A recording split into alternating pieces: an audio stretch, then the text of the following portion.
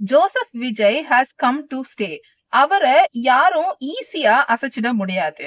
பல எதிர்ப்புகளை தாண்டி அவர் இப்போ முன்னேறி வந்துட்டு இருக்கார். ஜோசப் விஜய் குறுகிய மனப்பான்மை கொண்டவர் அப்படின்ட்டு ஸ்டாலின் அவர்கள் மினிஸ்டர் ஒருத்தர் சொல்லிட்டு வராரு.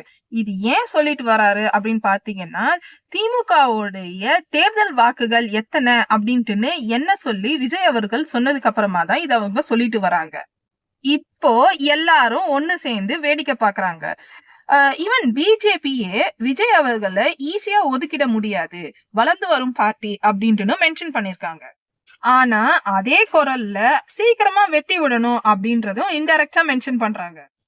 டிவிக்கே ஒரு புதிய பார்ட்டியாக இருந்தாலும் தன்னிச்சையாக எந்த ஒரு அலையன்ஸும் இல்லாம வளர்ந்து வரணும். அததான் நம்ம எதிர்காலத்துல வெயிட் பண்ணி பார்க்கணும். ஒரு பெரிய அரசியல் புயல் காற்று அடிக்கும் பொழுது பெரிய பாராக்கற்களும் நகர்ந்துடலாம். ரீசெண்டா இசைஞானி இளையராஜா அவர்களுக்கு ஒரு விழா ஏற்பாடு செஞ்சிருந்தாங்க. அந்த விழாவுல நம்மளுடைய சூப்பர் ஸ்டார் அவர்கள் ஸ்டாலின் அவர்களை ரொம்ப புகழ்ந்தே பேசியிருந்தாரு.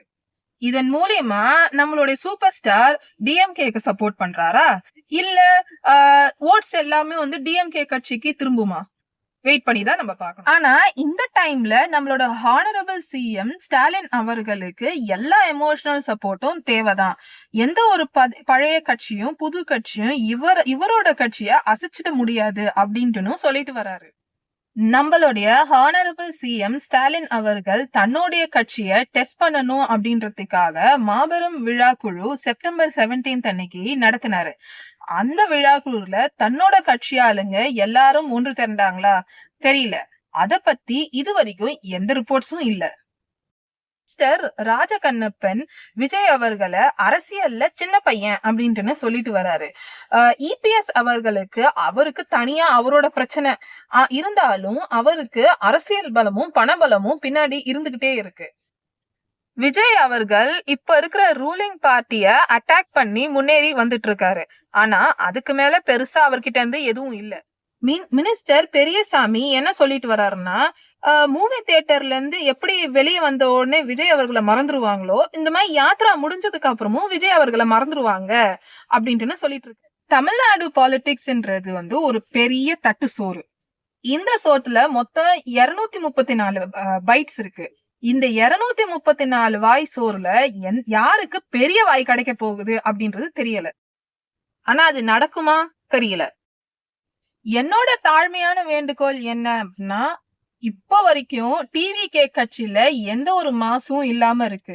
அதனால அவங்களோட கட்சி தன்னிச்சையா நிக்கிறதே மேல். அப்பதான் பரிதாபத்துக்குரிய நிலையான ஓட்ஸாவது அவங்களுக்கு கிடைக்கிறதுக்கு வாய்ப்பு இருக்கு. அட்லீஸ்ட் புதிய கட்சி அப்படின்றதுனாலயும் மக்கள் ஓட் பண்ணலாம். இல்ல பிஜேபி கட்சியை பிடிக்காத இருக்கவங்களும் இவங்களுக்கு ஓட் பண்ணலாம். டிஎம்கேவோ இல்ல பிஜேபி நம்மளோட ஏஐடிஎம்கே காம்பினேஷனை பிடிக்காத இருக்கவங்களும் கண்டிப்பா இந்த நியூ கட்சிக்கு ஓட் பண்ணுவாங்க. குறைஞ்சபட்சம் விஜய் அவர்களுடைய முகத்துக்காகவாவது ஓட் பண்ணுவாங்க.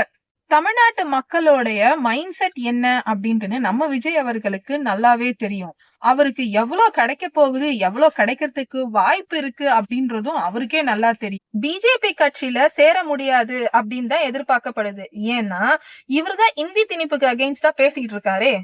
இந்த ராகுல் காந்தி வேற எங்க போனாருன்னு தெரியல, காணும்.